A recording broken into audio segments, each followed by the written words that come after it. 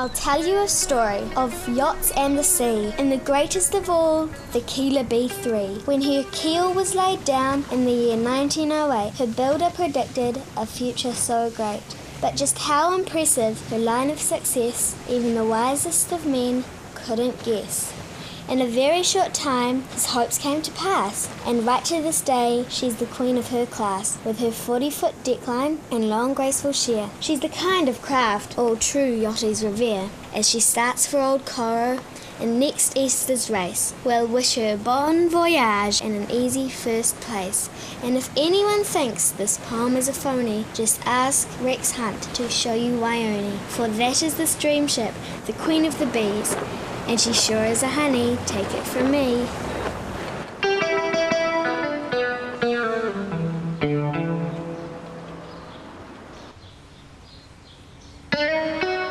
Waione was a boat.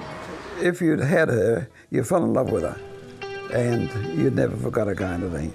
And even now, when you see her, it's, well, you get quite a thrill out of looking at her. One of the high achievements of my life, I suppose, was when I got Waione.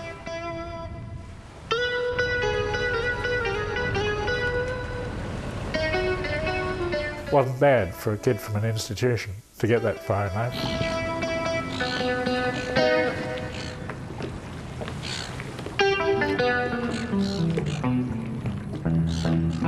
She's beautiful to look at, so that attracted my attention, but it's not. It was probably more that she was just available and the right price at the time. We weren't looking to spend a lot of money. We hadn't sailed before, so we didn't know about classes of boats and things. But we both always really liked old whatevers, old cars, old houses, and now an old boat.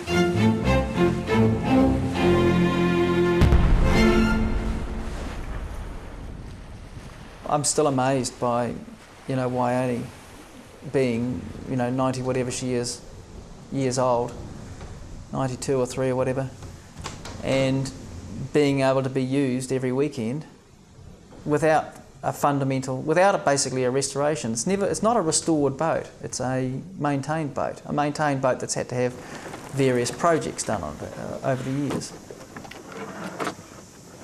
From my point of view, the main thing about Waione is the family aspect of being on the water and sailing together as a family. And we'd do that no matter what sort of boat we had, but it's just another dimension having Waione, having that little bit of history.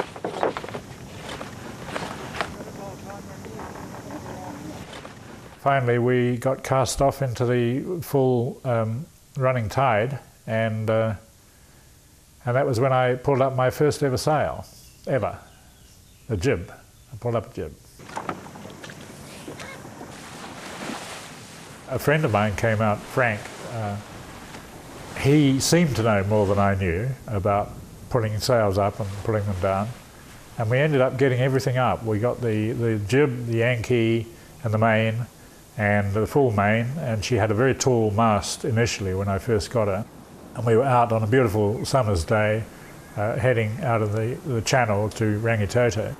And I was very proud of this moment because suddenly we had everything going, and she was sailing extremely well, at right angles to the channel, directly towards Rangitoto. And that was when I noticed this huge passenger ship bearing down on us.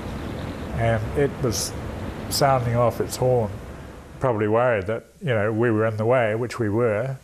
And I thought at the time, well, look, if I tried to do anything at all, it's only going to produce a disaster. We're going to end up messing things up. So I won't do anything. That's the best line of action I can take, is to do nothing whatsoever, but stay on my intended course, which is where we are now. We were doing about 6 or 7 knots, I suppose, and we were certainly going to cross the channel fairly quickly. But I think by the time the bow of the passenger ship was looming over the top of us, it had stopped. The pilot on it was extremely angry about this. It was very demeaning to him to have to stop a ship. And he came back and roundly abused us for being hopeless and deliberately upsetting his day. I was reading that joke at the top. Knock. Right there. Talking with the kids, talking about the kids, this was just an absolute boon. Couldn't have lived without this. It's made out of bits of an old office chair, where the curves are cut out of whatever was left on the side of here and made into this little high chair. And just attached would sit on the coaming of the boat, pile in the kid, a little tray, and that made looking after the kids on the boat a lot easier, having things like that. This is Zoe's chair, and it's made from the mast that we lost over the side in 1990. Was a bit of a composite of spruce and Oregon. But some of those shards I just chopped up. See, this is actually, if you can imagine the 4 corners pulled together, that's the mast track through there. And then other little bits just added in there to build it. And that's her chair, made from Waione's mast. It's been a goodie too.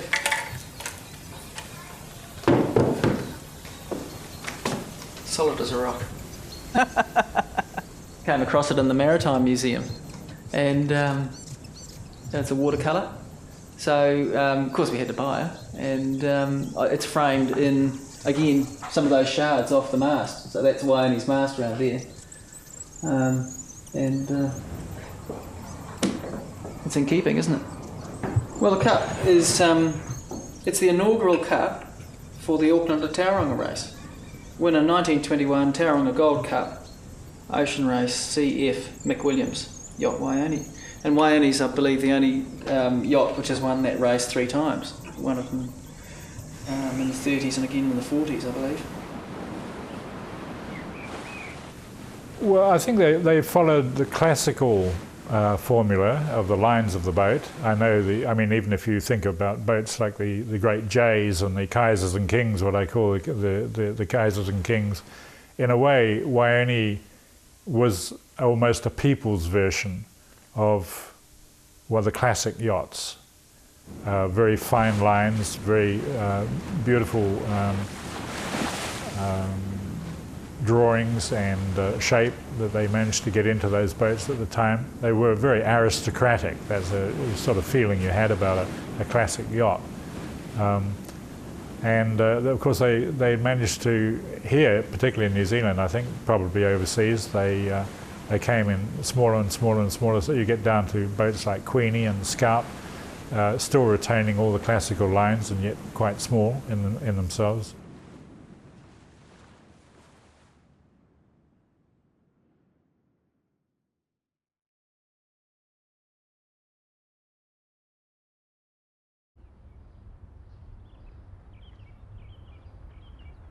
Charlie was born in New Zealand in 1846, I believe, 1845.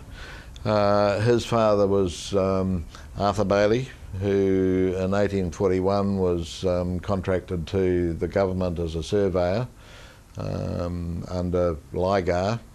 Arthur had travelled here in a ship called the Prince Rupert, I believe, together with his wife, Mrs. Bailey. They didn't even do her the courtesy of a Christian name or even an initial on the passenger manifest in those days. But I understand that the Prince Rupert was wrecked in Cape Town, and although there was no loss of life, apparently a lot of the passengers decided to go back to England, and who could blame them? And I suspect that Mrs. Bailey was one of them. But Arthur, being under contract to the government, obviously had to come on over here, and he arrived here on a ship called the Velocipede, I understand, and ultimately got together with Christina Healy. They had 2 children, Charles and Elizabeth. It's on record that they were christened Charles and Elizabeth Healy. Obviously Arthur wasn't at liberty to marry because he had a wife still at home in England, and I suspect that he ultimately went back to England, after which Christina married Samuel Teague, who was a carrier, and apparently he was a bit of a cruel stepfather, and Charlie, I understand, ran away from home when he was quite young, like 13 or 14, and must have taken his father's name after that. I went to the Auckland Public Library and asked one of the librarians there if she had any information on the early boat builders, particularly Charlie Bailey. And she asked me if I was sort of sensitive about the family history, and I didn't quite know where she was heading, but she sort of, in a quiet voice, said to me, I believe your great-grandfather was illegitimate. And this is when the story of Arthur evolved. But a bit of a joke, a family joke, was that I rang Dad's sister, who had never married but was a bit of a character and with whom I always got on very well. And she answered the phone, or at least I thought it was her, sort of a bit of a frail voice, and I said, well, I hate to have to tell you this, but your grandfather was a bastard. And there was dead silence on the other end of the phone, and it transpired that I'd got a wrong number. And this woman put her husband on, and I was terribly apologetic and so on, but it made the joke even better when I eventually got through to Auntie Dulcie. There was one story in the family of him teaching an apprentice how to caulk a boat. He was, as I understand it, fairly intense. His nickname was Clawhammer Charlie, and that apparently came from his beard, which he used to wear sort of parted like a claw hammer. And apparently he hammered his beard into the seam on the boat while doing it.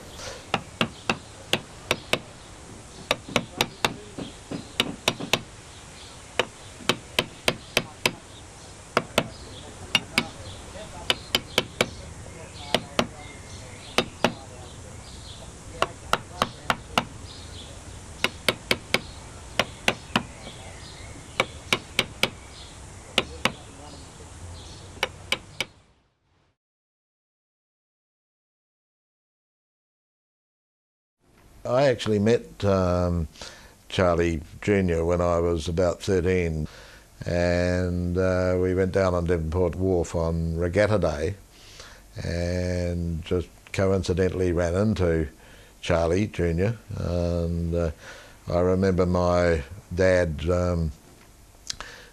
greeting him as Uncle Charlie, and part of the conversation was, oh, do you still spend all day in the Waverley, Uncle Charlie? And he said, oh no, Norman, I find that I can get more than enough now between 2 and 6. So he'd sort of cut his hours down a bit, but the tradition was that he spent most of his time in the Waverley, and if somebody wanted a boat designed, apparently he designed many of them on the bar in the Waverley.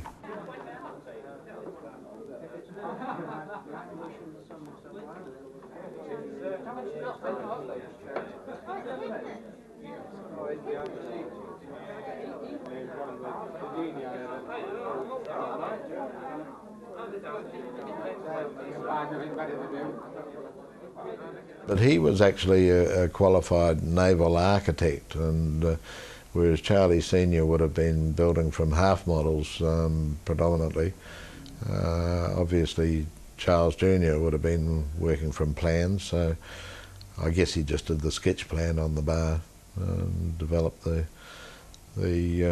total plans after that. Oh, he's a great old guy. I remember during the war, I used to go around and see him. He'd been given the task of drafting out some wooden minesweepers they were building in Auckland here. And he did the job in an old sawmill right on the corner of Vanshaw Street and, is it Dawley Street? And here he is, an old man, a really old man.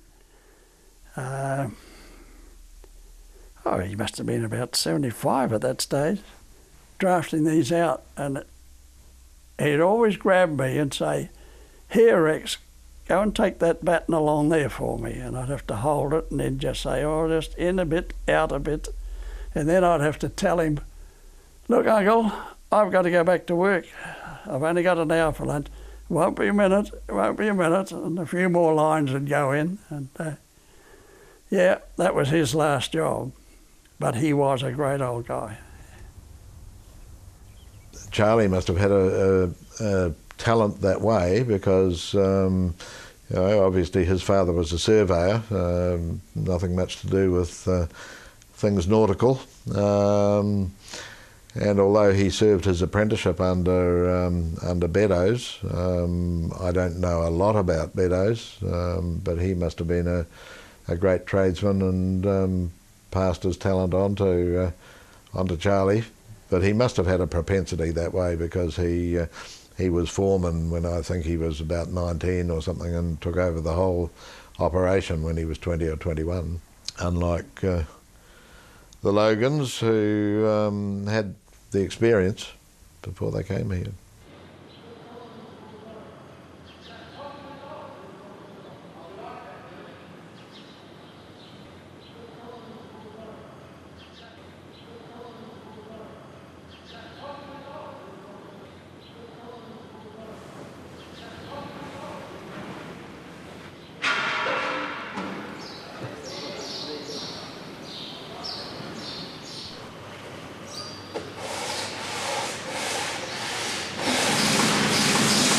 One of the greatest things about the era of the Logans and the Baileys was the tremendous competition and rivalry that existed between the two families over a period of probably, 50 odd years or more, with the actual families getting out on the water, competing against each other for at least 20 or 30 years. And the best thing that came out of that was in fact the development of faster and faster designs. Most of the yachts we see out there today were built for racing primarily and cruising secondly. The majority of them went into the Auckland fleet. Some of them went across to Australia and demonstrated their capabilities against other international yacht designers. And we're just very fortunate that they're all here today and still doing exactly the same. The rivalry that exists today is no less intense, as can be seen by the different winners of the Logan trophies over the last 5 years of classic yachting. And dare I throw down the gauntlet and say that the Baileys prevailed this year. Wonder what will happen next. I like the Logans, I like the Baileys, and I don't really have a lot of time for standing up and saying that a Bailey is better than a Logan or a Logan's better than a Bailey. Having said that, the Baileys picked up all the silverware this year.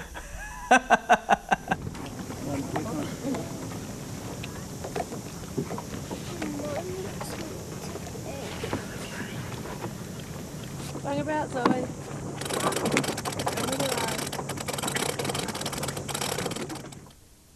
The Baileys all have a similar characteristic.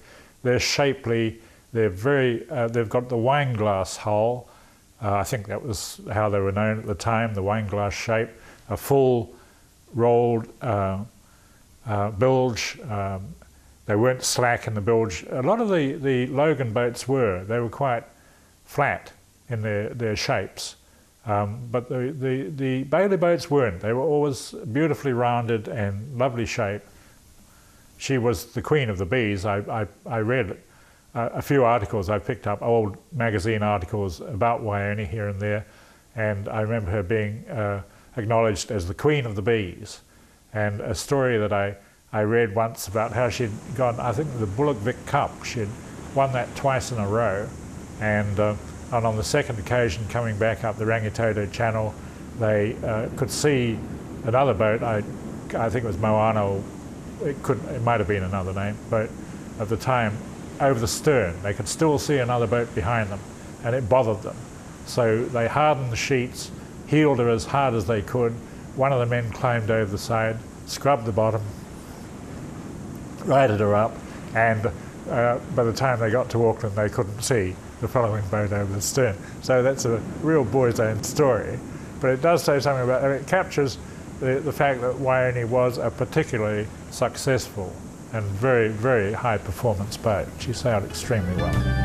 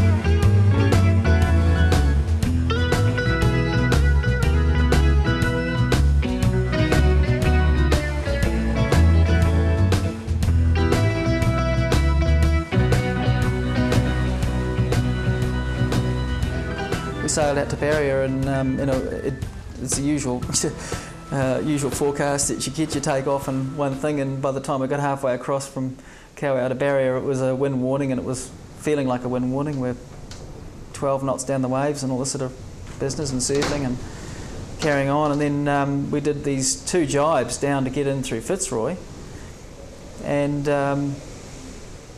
sailed in the Man of War Passage, no problem. Got right into Fitzroy Harbour and hardened up to go up to Smokehouse Bay, and the whole rig just dropped over the side. Crack, a huge bash as the whole thing falls down. It sounded like a cannon shot apparently in the area, and they were very entertained. Yeah. Yes, and then all rushed over to help us because they'd been sitting there and had nothing else to talk about or do. So, yeah, it was interesting.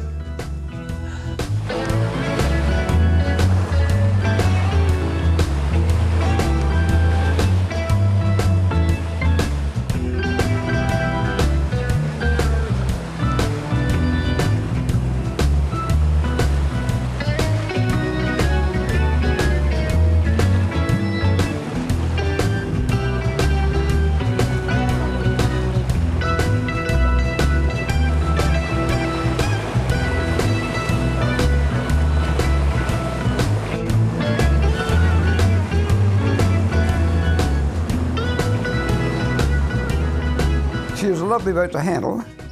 By today's standards, she was very small, but we managed to put 6 in her, plus our young son, and we did a lot of mileage in her. She was a boat that had no vices. You knew what she was going to do, and we pushed her really hard and never had any trouble with her. She was a boat we were proud to own. And there wasn't very many boats of her size that could leg it with her. The worst experience was on our honeymoon cruise. We had 4 reefs down and the boom was dragging the water. The sails split, but stopped at the seam, thank goodness. Well, Audrey just about died.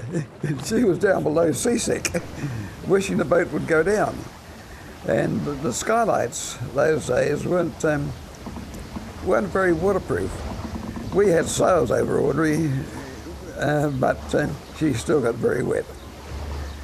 But actually, because she was a low-water boat, and in rough weather, you took a lot of water over.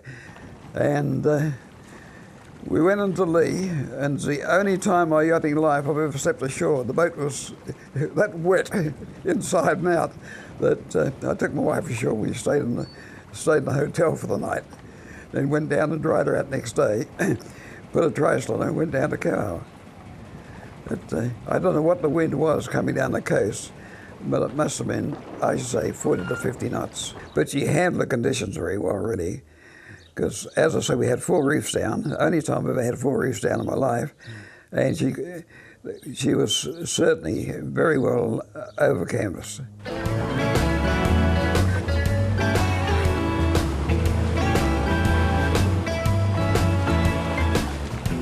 Well, there have been a couple of frightening things, I suppose. A trip up to the Bay of Islands one year had us coming out trying to head home. I can't remember where we were exactly. Coming around an island and pitching so much, John decided we needed to get the headsail down, and so having to go up with a harness on and go up through the inside and out through the forehatch and pulling that down, and me making sure that I did it because I knew John would always be able to turn around and come back and get me, whereas I wasn't sure if I'd be able to get him if he fell overboard. So that was scary. And other times, I suppose, having our niece on the floor, cradling Alice, both sitting in the water as we're coming back from a particularly rough trip once. Not scary, but just not pleasant. But it's not, it's sort of exhilarating scary. Waione's, you feel safe in her. She doesn't tip easily, or I've never been in a position where I've thought, oh, this is it.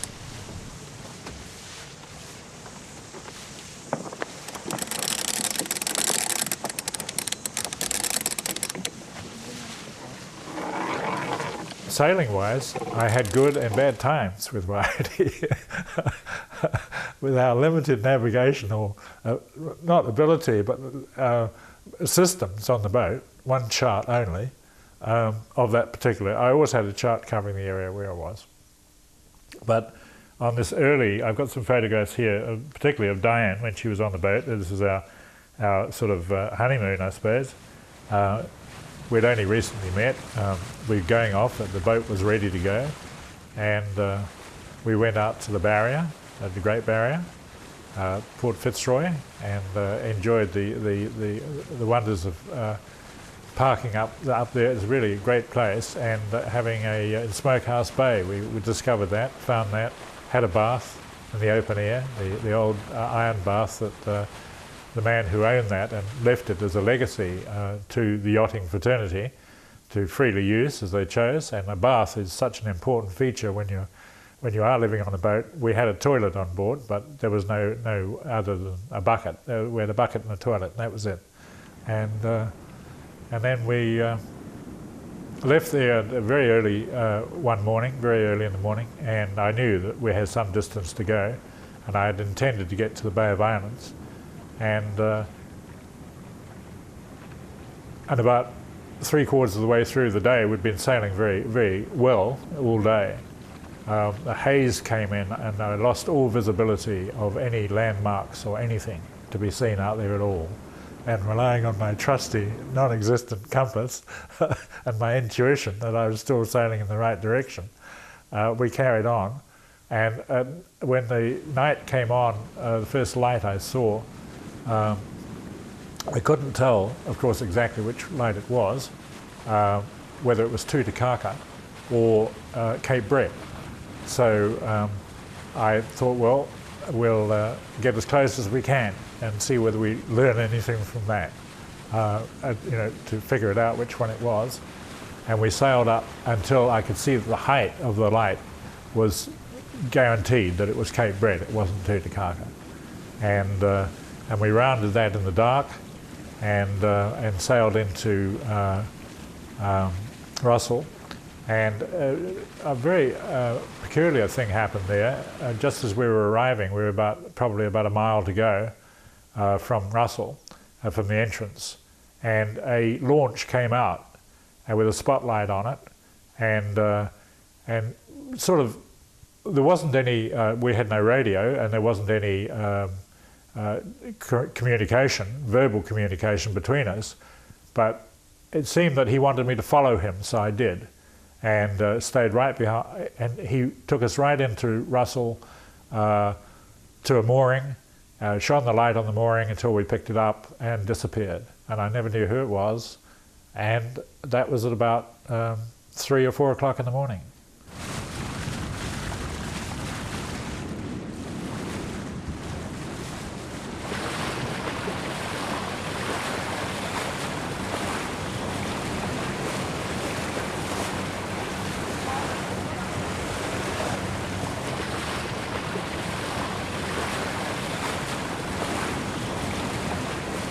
Well, she'd never been on a boat before, and she was perfect person to have with you because she didn't show any anxiety, trusted me all the way that I would get us there, and didn't question anything, didn't inject any insecurity or feeling of the insecurity into that moment, and she just went along with whatever the moment was and was perfect, because nothing's worse in a situation like that if you're feeling a bit unsure of things yourself than to have another person's insecurity suddenly pumping itself into you, whereas you can't deal with the problem and you can't deal with their insecurity as a bad combination.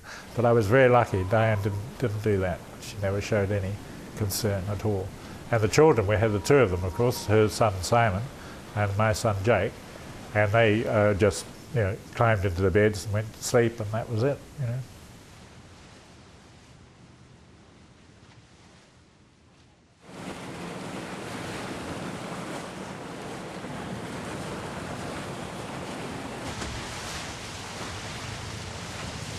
When we first started yachting, if there's, say, 40 boats, which is a lot in the bay, there'd probably only be 1 or 2 boats with women on.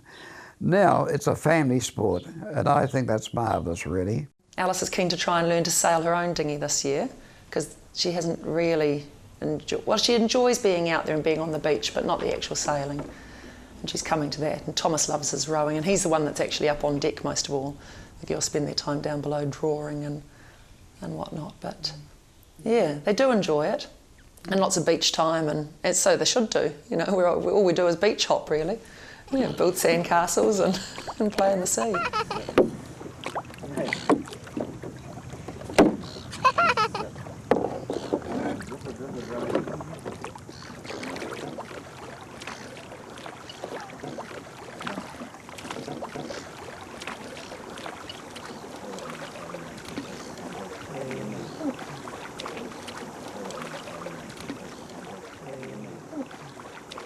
We cart around 3 dinghies. Alice has got a Sabo, and I built a little flatty for Tom when he was about 2, I think, and then revised that. We've got a slightly better version of that now, but we cart around this little 5-footer as well as the Sabo, as well as a dinghy for the adults. I remember looking at Tom.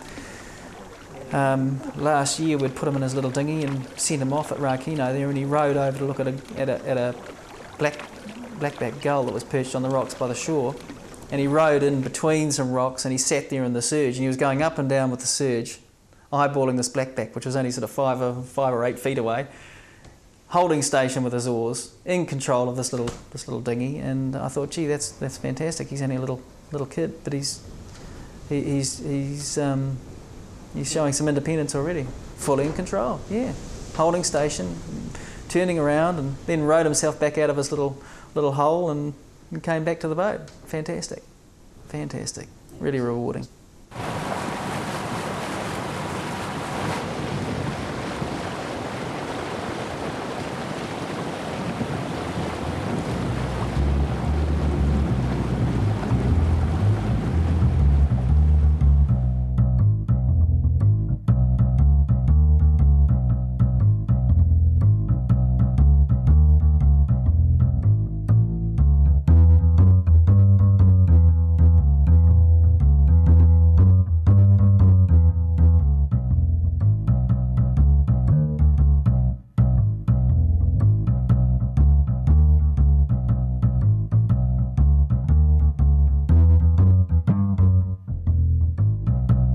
Why do we change the rig? There's got to be an element of romance in there, isn't there?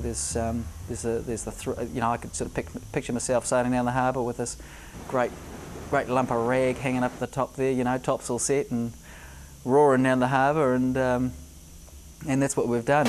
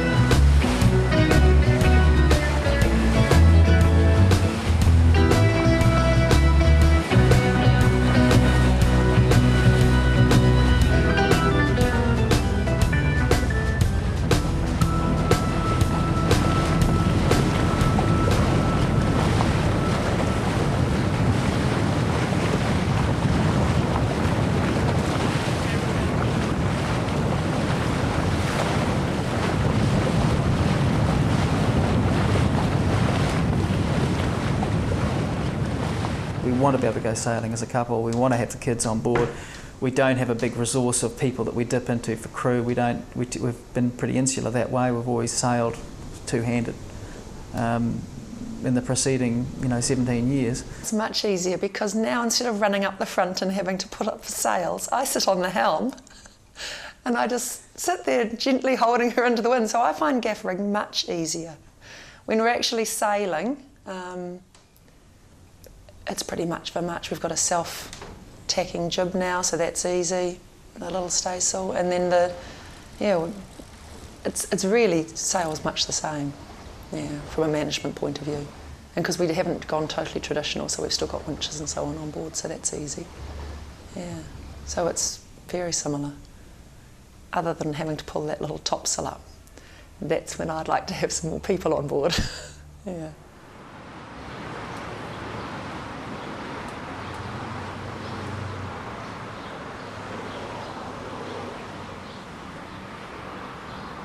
It is a lot of work, the old boats. When a girlfriend who's new to yachting has a modern yacht and was saying, oh yes, but you won't have to do the paintwork this year, will you? I said, well actually we really do it every year in some form. And so yeah, quite different from modern boats, but worth it, I think. Especially as John's the one that usually does the painting.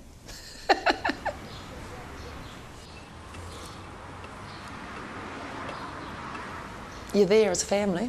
There's no escaping each other.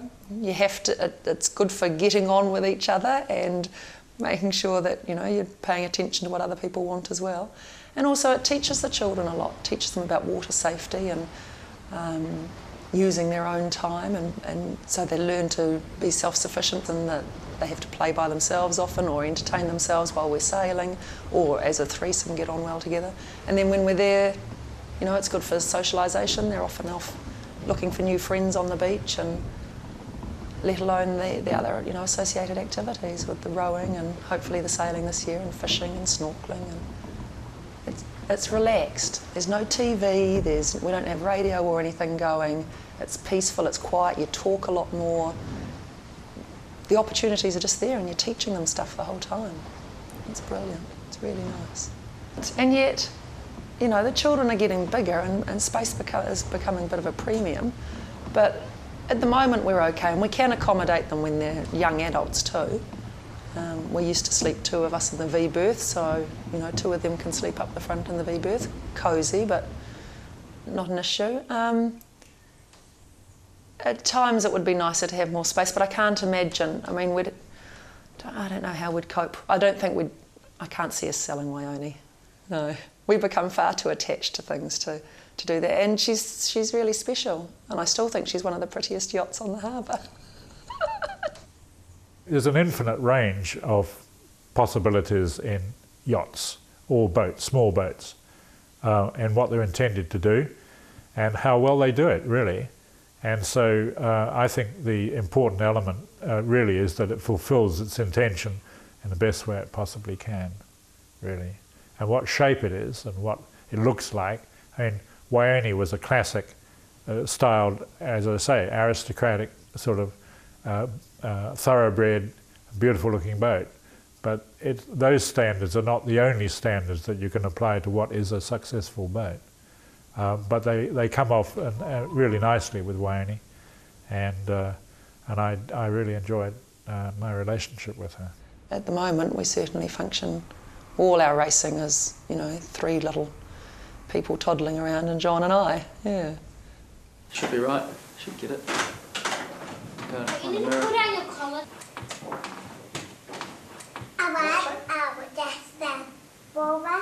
Take my camera. He looks bigger. Looks like a Take my cue cards. Bye. Bye. Bye. Alright. Yeah. Right.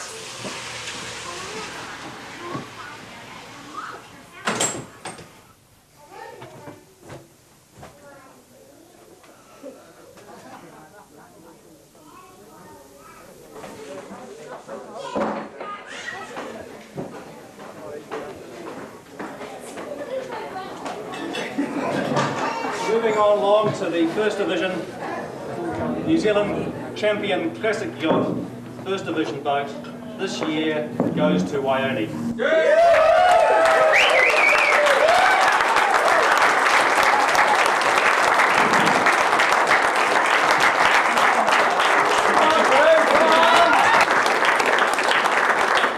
I should say this was the most comprehensive win in the 5-year history of this club. This boat accumulated more points than any other winner.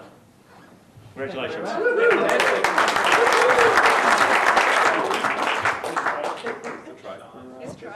It's just the Logan Cup, which is a series win for the racing this year. I'll have to take it to the and give it back to them tomorrow, I reckon. Don't show this to anyone, okay? 4 firsts and a 4th, I think it was, and then we discarded 1 tragedy and cleaned up. We won by the biggest margin that it's been won by, so we're very pleased with that. Yeah, handicap shot now.